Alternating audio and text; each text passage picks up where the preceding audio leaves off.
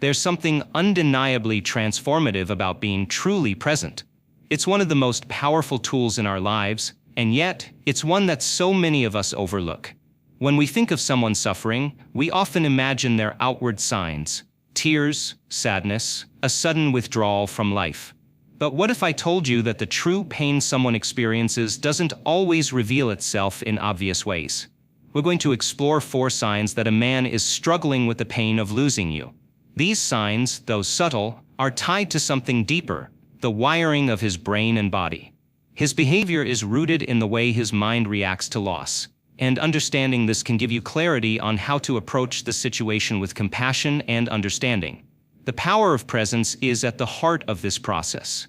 Being present means engaging with the world as it is, not as it was or will be. It requires an intentional shift in mindset, one where the present moment is all that matters. This idea will guide us through the signs of loss, showing us how a man's internal world is impacted by the departure of someone he cares about. The first sign that someone is struggling with the pain of losing you can often go unnoticed at first. It's subtle, yet undeniably powerful. It's a shift in energy, the kind of change that's almost imperceptible at first but becomes more evident over time. His routine, his actions, and the very essence of his being just aren't what they used to be. The man you knew, who once followed a predictable pattern of behavior, now seems like a different person altogether. At first glance, it may seem like nothing more than a passing phase, a brief period of adjustment. But as time goes on, the shift becomes undeniable. Something is off, and the reason is deeper than it might seem. His energy, once familiar and constant, is now out of sync with who he used to be. It's as if he is struggling to hold onto a version of himself that no longer feels real. To understand the depth of this change, we must first acknowledge one fundamental truth about human beings: we are creatures of habit. Our brains thrive on predictability and routine. From the moment we wake up to the moment we go to sleep, our brain operates within a set pattern of behaviors, thoughts, and feelings that it has become accustomed to. This is how we function efficiently, by following habits that require minimal conscious thought. But what happens when this routine is disrupted? When something as significant as the loss of a person, a key piece of the puzzle that makes up our reality, is taken away, the brain's response can be profound. It's as if the foundation of his existence is shaken, leaving him feeling unmoored. You see, the human brain is wired to seek comfort in familiarity. It craves predictability. This need for the familiar goes beyond mere preference. It's a survival mechanism. Our brain's primary function is to keep us safe, and the known environment feels inherently safer than the unknown. When we lose something significant, our neural pathways, those physical and chemical connections in the brain that form the foundation of our thoughts and behaviors, are thrown into disarray. In this state of confusion, our brains struggle to adapt, and this manifests in shifts in energy, routine, and even personality. What many people don't realize is that emotional pain, especially the kind that comes with loss, is processed in the brain in a very similar way to physical pain. In fact, research shows that the brain activates the same regions in response to emotional loss as it does when we experience physical injury. This means that when he is grappling with the pain of losing you, his brain is essentially in a state of distress, as if it were enduring a physical injury. The body experiences the absence of you, not just emotionally, but physically, too. In this context, when a person loses someone significant, the brain defaults to a state of confusion. It doesn't know how to reconcile the new reality, the absence of you, with the old patterns and behaviors it has relied upon. The brain is essentially operating in uncharted territory. It's trying to make sense of a world where you no longer exist in the same way. The old ways of being, the familiar rhythms of his life, are no longer possible, and the brain scrambles to create new ones. This is where the shift in his routine becomes apparent. Maybe he's withdrawn from his usual activities, seeking more solitude. Maybe he's become distracted, overworking, or engaging in mindless activities to fill the space where you once were. These behaviors are not just random, they are the brain's attempt to cope with the overwhelming feeling of loss.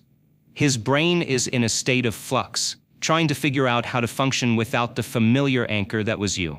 Loss is not just a mental or emotional experience, it is a deeply physiological one.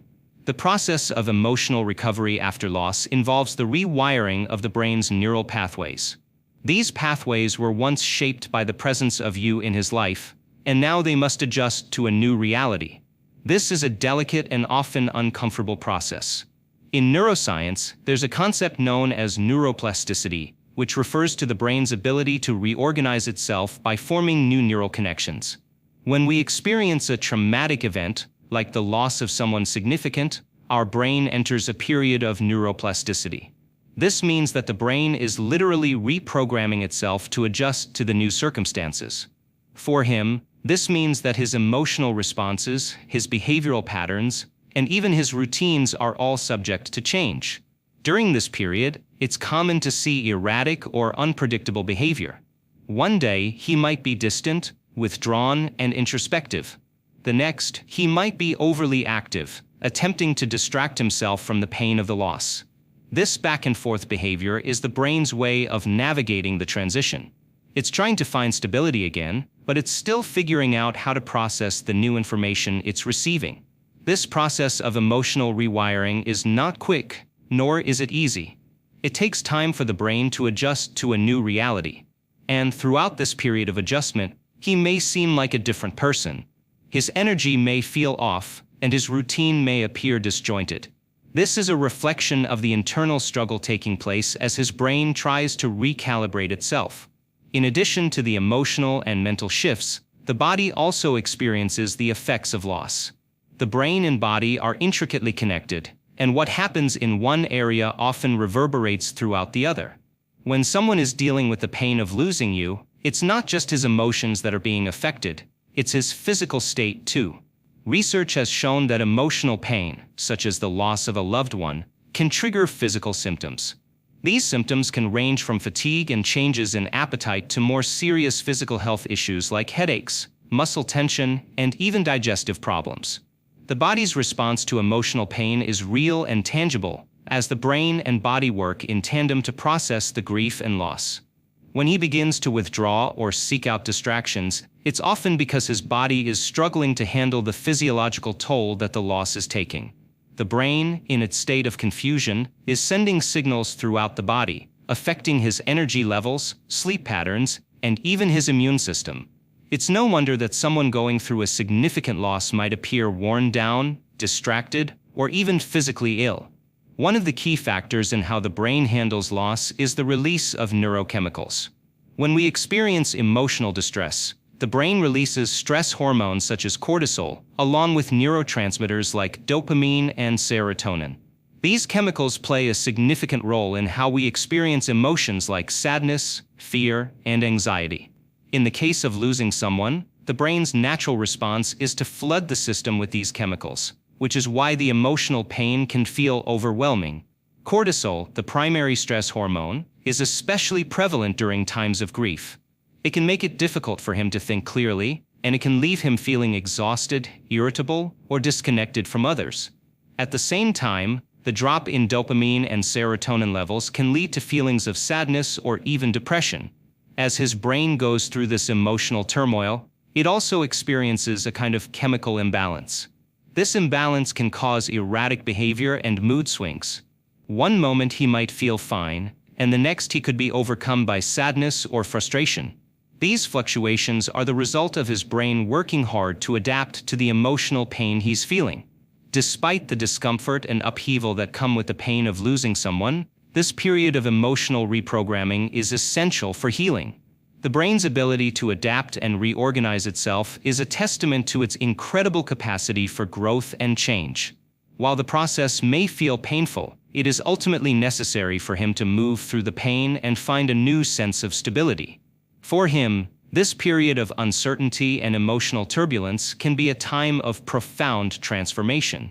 As his brain rewires itself to accommodate the absence of you, it is also forming new connections and pathways that will help him heal. Over time, the erratic behavior will subside, and a new routine will emerge, one that reflects his adjusted reality. The key here is that the brain doesn't stay stuck in this state of confusion. It adapts. It finds new ways of being. And in doing so, it opens up the possibility for a new future. For him, this process may feel painful in the moment, but it is ultimately a path to growth and renewal. If you've noticed that he seems distracted, his thoughts constantly drifting as though he's physically present but mentally elsewhere, you're not alone in recognizing this sign. It's common to see someone go through this type of disconnection after a significant loss, especially the loss of a relationship. The mental energy required to process grief and emotional pain can drain a person, pulling focus away from the present moment and plunging them into a state of distraction. This is not just an emotional response, it's a neurological one. Our brains are designed to focus on the present moment, but when dealing with the pain of loss, the cognitive resources required to process grief and the emotional weight it carries can steal away from the brain's ability to engage with the here and now. It's as though there's a constant battle between the painful memories that arise from the past and the present circumstances that demand attention. The result is an individual who struggles to stay anchored in the present, mentally checking out more than they consciously intend. To truly understand this phenomenon, we need to explore how the brain functions under emotional stress. Our brains are highly capable of processing an immense amount of information at any given moment. But when the mind is overwhelmed by emotional stimuli, especially emotions tied to past experiences or memories, it finds it more difficult to focus on the task at hand. Think of it like a computer running too many programs at once. Eventually, it begins to slow down, freeze, or crash. When someone is grieving, they carry not just the weight of emotional pain but also the mental burden of revisiting and processing past memories. Every memory, every thought about the lost relationship takes up valuable mental space, preventing the brain from fully engaging with what's right in front of them.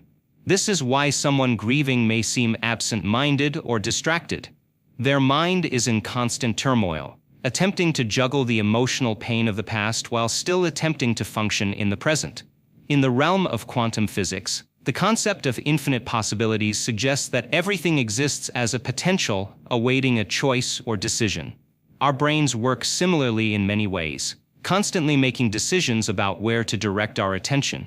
In times of loss, the brain is caught in a tug-of-war between focusing on the emotional distress and attempting to maintain a sense of normalcy.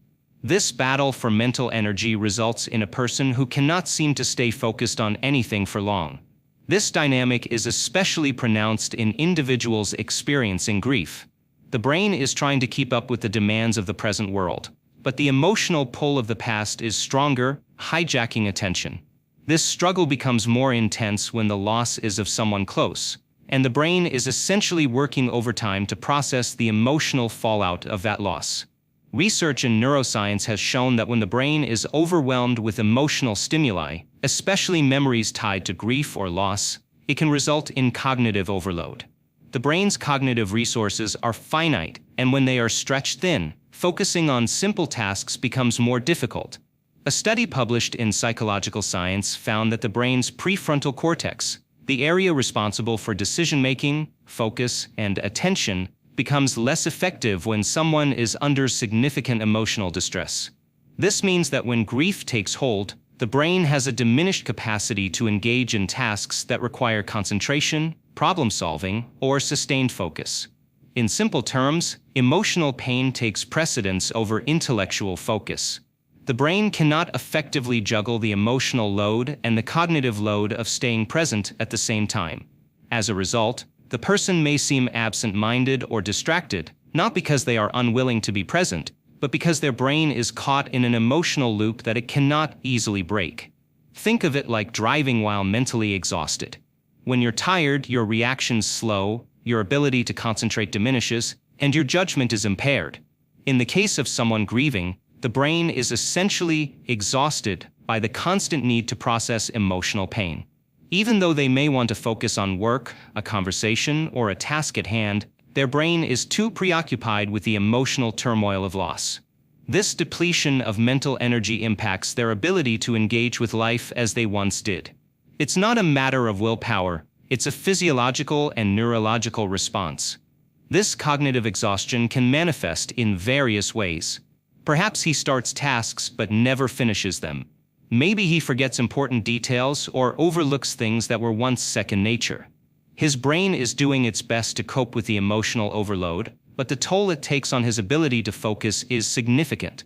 Grief is more than just an emotional experience. It is also a deeply physiological one. The emotional centers of the brain, particularly the amygdala, are responsible for processing emotions like fear, sadness, and anxiety. When someone is grieving, these areas of the brain become hyperactive, which can lead to heightened emotional responses. These emotional triggers can send the brain spiraling into a cycle of rehashing past memories and reliving painful moments. This cycle of rumination only exacerbates the difficulty of focusing on the present. Each memory, each thought about the loss, reinforces the emotional weight of the situation, pulling attention away from the current moment. Neuroscience explains this as a feedback loop, where negative emotions trigger memories that fuel more negative emotions, which in turn distract from the present moment. The brain becomes so caught up in this loop that it struggles to disengage and return to the task at hand. When someone is grieving, there is an imbalance in the brain's neurochemistry. Cortisol, the hormone associated with stress, is elevated during emotional pain. High levels of cortisol can impair the brain's ability to focus and process information effectively. Additionally, the levels of dopamine and serotonin, neurotransmitters associated with mood regulation and focus, are often reduced during periods of grief. This lack of emotional stability further contributes to the inability to stay present and focused. As the brain works overtime to deal with the loss, it becomes less capable of managing distractions and staying on task. This chemical imbalance plays a major role in the individual's ability, or inability, to focus on anything outside of the emotional pain they are experiencing. The emotional fog that comes with loss can make even the most basic tasks feel overwhelming. While the neurological response to loss is complex, it's important to remember that the brain is adaptable. Neuroplasticity, the brain's ability to rewire itself, offers hope. Even when the brain is overwhelmed, it can learn to refocus its attention and regain the ability to engage with the present moment. The key lies in intentionally practicing mindfulness and engaging in activities that help the brain recenter itself. One practical approach is mindfulness meditation. Mindfulness has been shown to activate the prefrontal cortex, improving attention, focus, and emotional regulation. By practicing mindfulness, a grieving individual can train their brain to stay grounded in the present moment, even in the face of overwhelming emotional pain. Research from Harvard Medical School has shown that mindfulness training can reduce the impact of stress and increase cognitive focus, making it an effective tool for those struggling to stay present after a loss. Another helpful practice is cognitive behavioral therapy, CBT.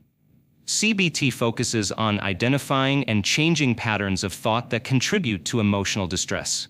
For someone dealing with grief, CBT can be particularly useful in breaking the cycle of rumination and helping the person reframe their emotional responses.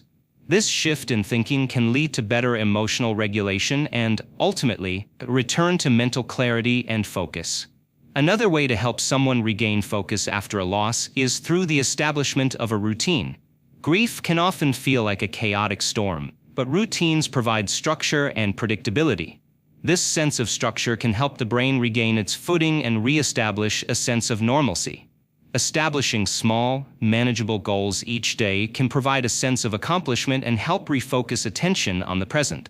Additionally, physical exercise plays a crucial role in managing stress and improving cognitive function. Regular exercise releases endorphins, which can boost mood and increase focus. It also helps to lower cortisol levels, the stress hormone, which is essential for reducing the mental fog that often accompanies grief. The final sign that someone is struggling with the pain of losing you is the search for answers. This often manifests in conversations where he repeatedly asks questions such as why things ended, what went wrong, or if there's any chance of reconciling. The brain, in its desperate attempt to understand and make sense of the loss, seeks closure in the form of explanations. It's a way to fill the void left by the end of a relationship and alleviate the cognitive dissonance, the internal conflict, that arises when what happened doesn't align with what the brain expected or believed should have happened. The brain, especially when emotionally attached, finds it challenging to accept the loss without understanding the reasons behind it. This is why the search for answers becomes so prevalent. It's not always about rekindling the relationship, it's about finding peace and closure, enabling the mind to process the loss and eventually move on. Cognitive dissonance occurs when there is a mismatch between what we believe should happen and what actually happens. In relationships, this often leads to confusion and emotional turmoil, especially when an unexpected loss occurs. The mind struggles to align the painful reality with the expectations it had, and in an effort to resolve this tension, it seeks answers. When someone experiences the emotional void left by a breakup or loss, their brain seeks to fill that void with answers, explanations, or reasons. The absence of closure leaves an emotional wound that the brain continually tries to heal, and it does so by asking questions that may or may not have definitive answers. This search for meaning is a natural cognitive reaction to loss. Interestingly, when someone is in emotional pain, they often seek closure and answers externally. They may want explanations from the other person involved, attempting to understand what went wrong. They might ask about their own actions, or why the relationship ended in the way it did, thinking that external answers will bring peace and closure. However, real healing doesn't necessarily come from external answers. While understanding the other person's perspective may provide some insight, it is only part of the puzzle. True healing happens when a person learns to find peace within themselves. The answers they seek are not just outside but also within, through self-reflection, acceptance, and the ability to reframe the situation. When someone is stuck in a cycle of searching for external closure, it's important to understand that this can keep the brain locked in a state of emotional turmoil. While external closure might provide temporary relief, the ultimate healing occurs when one shifts their focus inward. The brain's natural inclination is to seek external validation, but the true power lies in internal peace and acceptance. One of the keys to healing is presence. The more present we can be with our emotions, the more we allow our brain to rewire itself and let go of the need for external validation. Mindfulness practices, self-awareness, and reflection allow the brain to process the emotional pain in a way that leads to growth. Over time, these internal practices foster emotional healing, moving from pain to understanding, and eventually, peace.